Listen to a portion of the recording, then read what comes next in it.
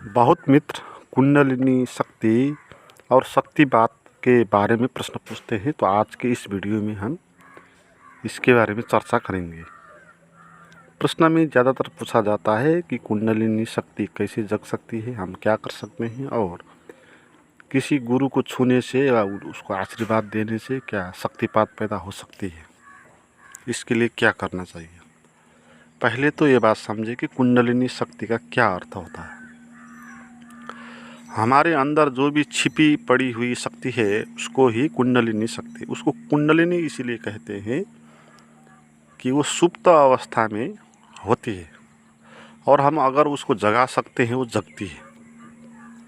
ये सांप की तरह, जैसे सांप कुंडल मार के सोया हुआ होता है, लगता है कि इसके पास कुछ भी शक्ति नहीं है, मगर जब सांप के आगे कोई चुनौती खड़ी होगी तो एकदम से वो खड़ा हो जाएगा।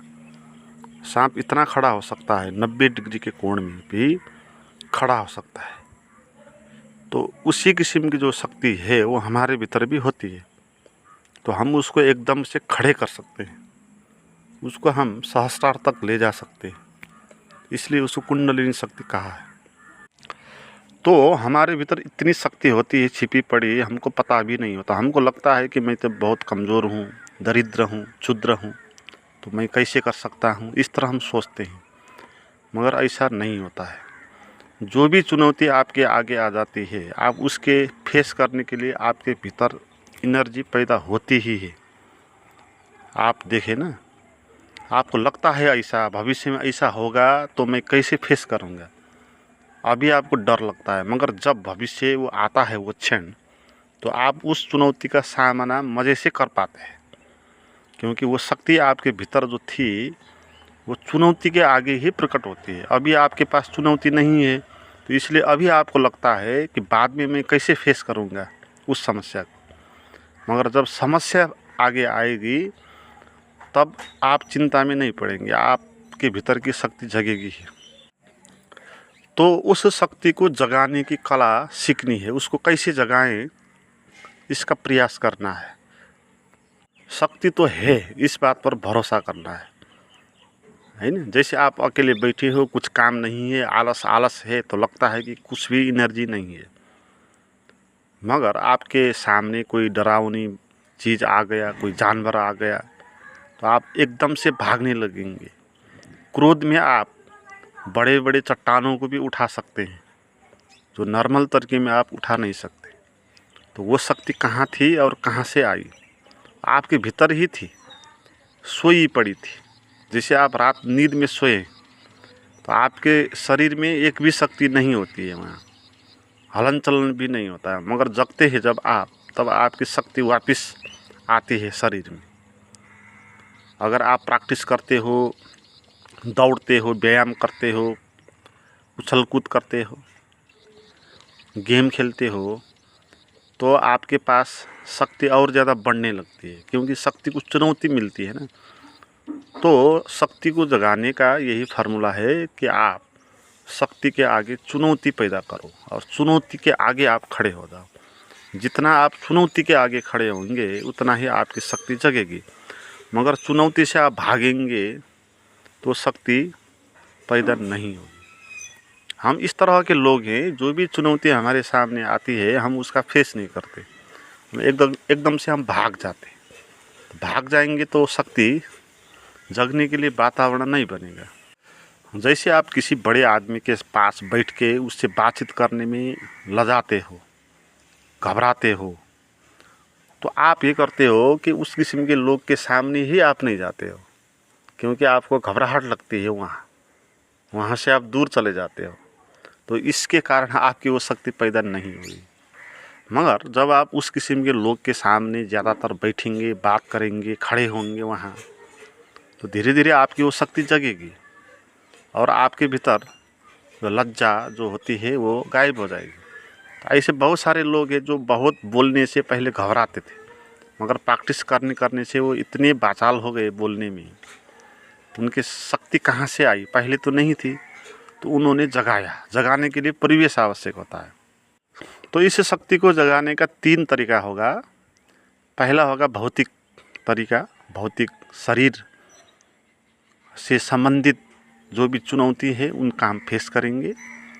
दूसरा है मानसिक रूप से जहाँ से भी हम घबराते हैं, जिन बातों से हम भागते हैं, तो उनका चुनौती सामना करना है। और तीसरा तरीका है साक्षी का। हम साक्षी की तरह देखेंगे जो कुछ भी होता है। तो पहले शारीरिक रूप से शक्ति को जगाना है। हमारे शरीर के अंदर जो भी शक्ति होती है वो छिपी पड़ी हुई होती है, और हमारी शक्ति शरीर के विभिन्न भाग में, सर से पैर तक विभिन्न भागों में शक्ति ब्लॉकेज की तरह रुकी हुई होती है जगह जगह पर। जैसे आपको क्रोध आ गया, आपने क्रोध को दबाया, तो जो आपने दबाया है क्रोध की शक्ति, वो शक्ति किसी जगह पर रुक के बैठती है। जैसे हो सकती है आपके टांग के नीचे वो शक्ति ब्लॉकेज होकर वहाँ रहती है। आप भयभीत हो जाते हो जब भी, तो भय की जो भी शक्ति है वो भी शरीर के किसी भाग में रुक के रहती है।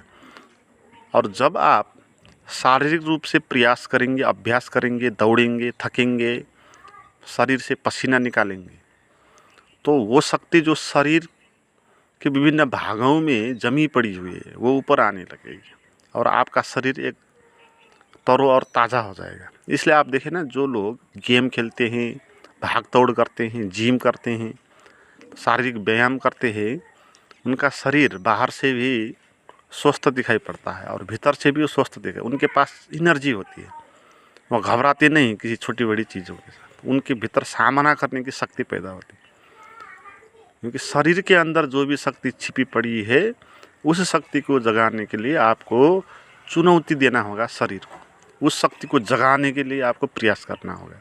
तो ये प्रयास भौतिक रूप से यही होगा कि आप सुबह मॉर्निंग वॉक में भागें, शाम को इवनिंग वॉक में भाग सकते हैं, गेम खेल सकते हैं, जिम कर सकते हैं, व्यायाम कर सकते हैं, कुछ भी आप करें, उस कर्म के कारण आपके शरीर से पसीना निकले।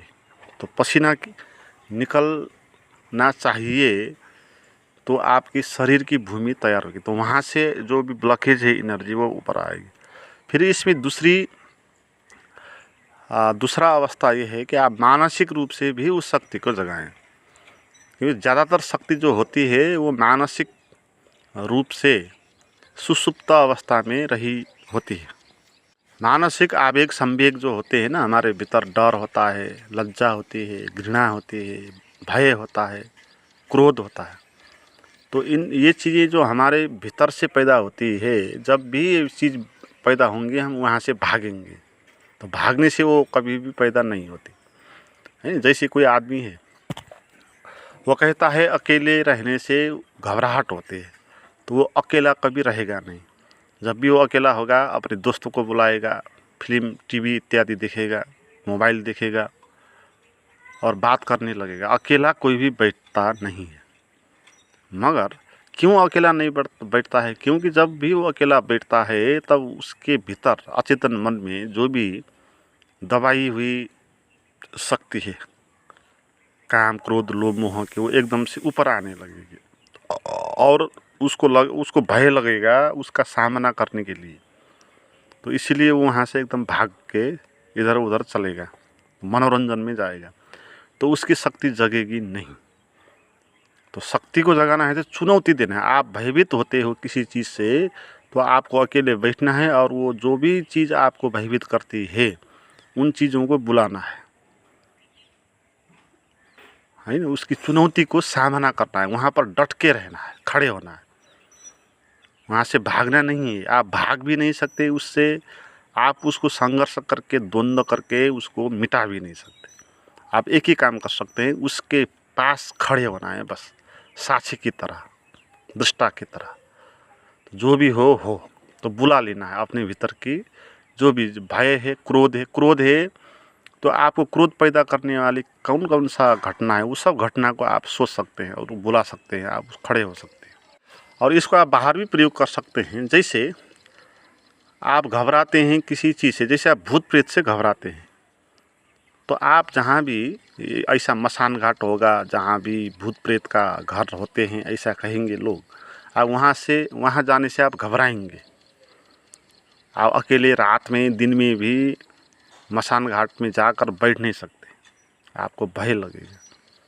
मगर इस तरीके से आपका भय से आप ऊपर उठ नहीं पाएंगे। तो आपको जहाँ डर लगता है तो उस स्थान में जाकर बैठना है और वहाँ खड़े हो जाना है और भयभीत होना है। इसका अर्थ ये नहीं कि आप भय को दबाना है, भयभीत होना है और उसके सामने खड़े होना है, तो ही वो भय खत्म होगा। मगर इसका अर्थ ये नहीं है कि आप मसान घाट में जाकर बैठेंगे तो वहाँ भूत प्रेत होगा तो भूत प्रेत के आगे आप खड़े होंगे। ऐसा नहीं, भूत प्रेत बाहर होता नहीं, हमारे मन में ही भूत प्रेत होता है।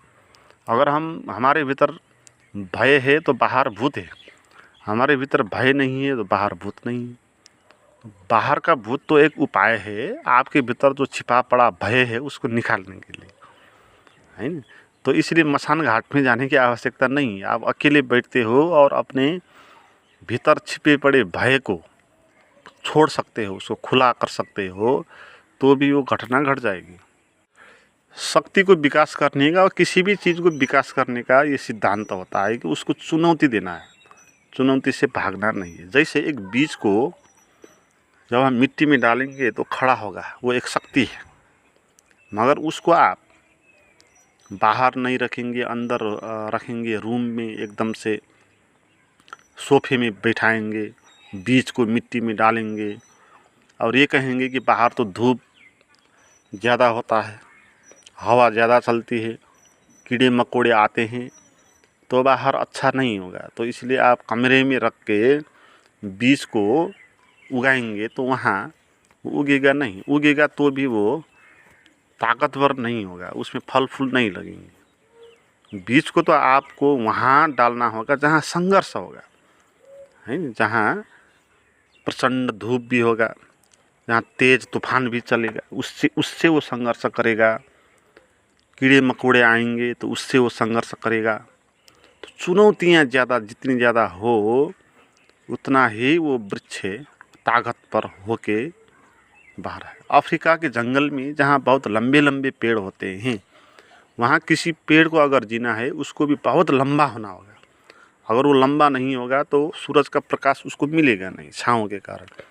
इसलिए वहाँ हर एक पेड़ बहुत लंबे लंबे हो जाते हैं, है ना। वो अगर दूसरी जगह पर उस पेड़ को आप लगाते तो उतना लंबे होते नहीं, उतना लंबा वो इसीलिए हुए कि क्योंकि वहाँ पर चुनौती है।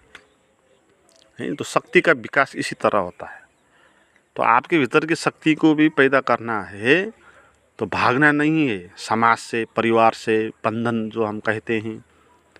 हम तो एकदम से छोटी छोटी बातों में घबराएंगे, हम वहाँ से एकदम से चिंतित हो जाएंगे, कल मेरा क्या होगा, है ना।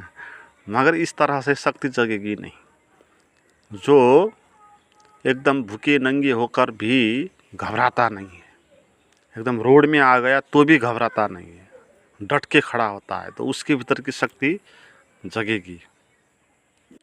आप उस परिवेशों से भागेंगे तो शुतुरमुर्ग का तर्क होगा। जैसा आपने सुना होगा, शुतुरमुर्ग के दुश्मन जब आते हैं साथ में, तो शुतुरमुर्ग एकदम से ये सोचने लगता है कि मेरी आँख ने इनको देखा इसीलिए ये है, अगर मैं आँख बंद कर दूं तो दुश्मन नहीं होंगे। तो शुतुरमुर्ग दुश्मन से बचने के लिए आँख बंद करके अपना सर वो रेत के अंदर डाल देता है और ये सोचने लगता है कि अब दुश्मन नहीं है। मगर ऐसा करने से दुश्मन और आसान तरीके से उसको पकड़ पाते हैं, तो खुद ही वो फंस जाता है अपने तर्क के आधार पर। हम भी अपने तर्क के आधार पर ही फंस जाते हैं।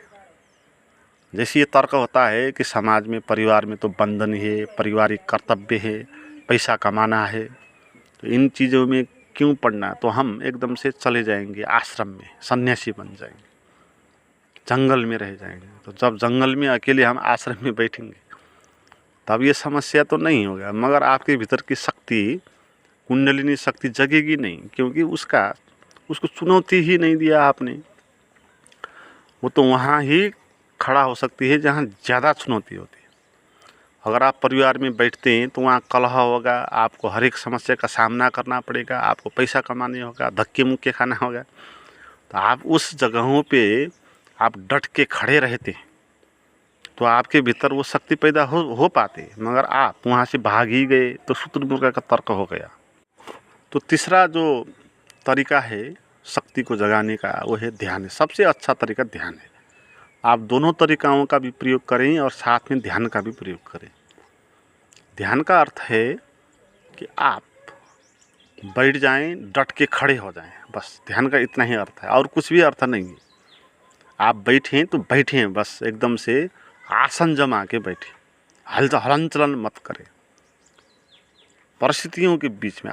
ठीक है, आपके मन में बहुत बुरे विचार आते हैं, चिंता आती है, डर आता है, ये सब चीज़ें आती है, मगर आप वहाँ से हटेंगे नहीं।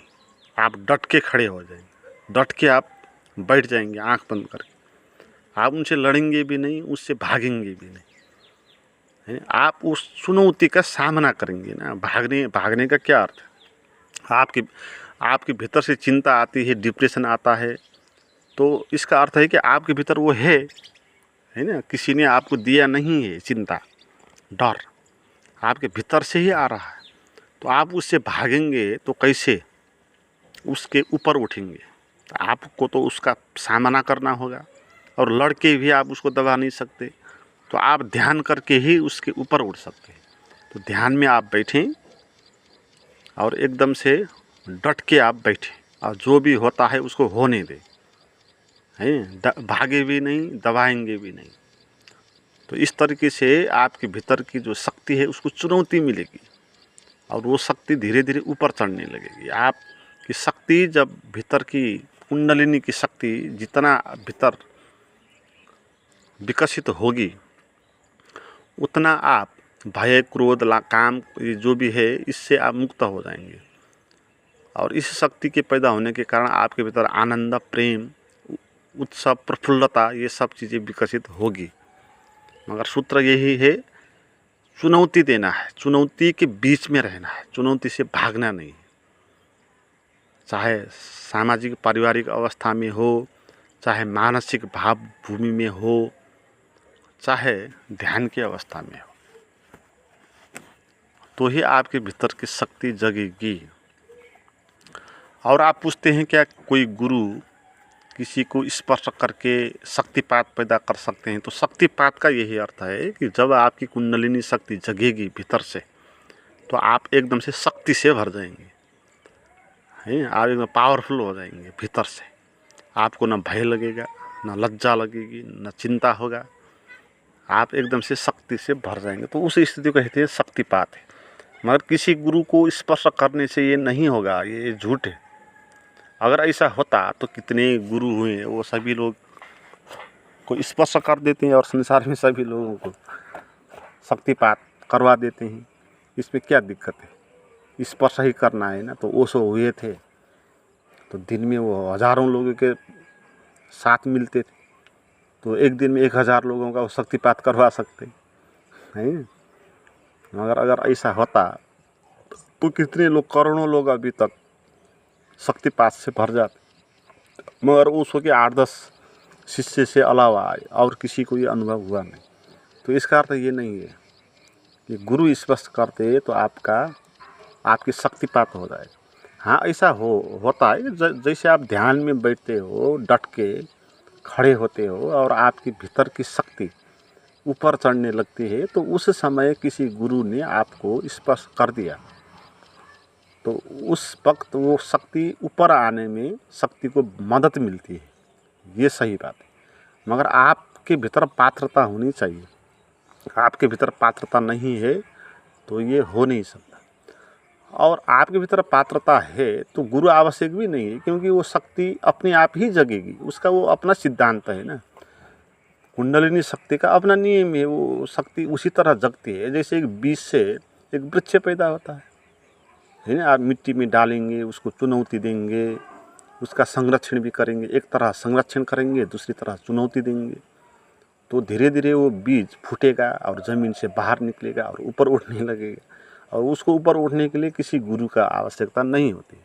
इसी तरह हमारी शक्ति भी इसी तरह ऊपर उठेगी, मगर गुरु एक उपाय हो सकता है। वो उसका स्पर्श आपको एक वातावरण क्रिएट कर देगा आपके भीतर विश्वास लाने के लिए, श्रद्धा पैदा करने के लिए। तो इनडायरेक्टली फायदा होता है, डायरेक्टली वैज्ञानिक कोई कारण नहीं है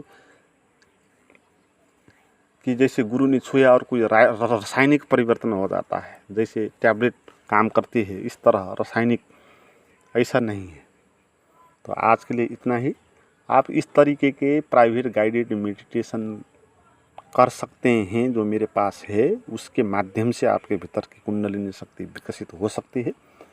तो उन वीडियोज़ को प्राप्त करने के लिए आप मुझे व्हाट्सएप पर चैट करें, उसका नंबर और लिंक डिस्क्रिप्शन में दिया हुआ है।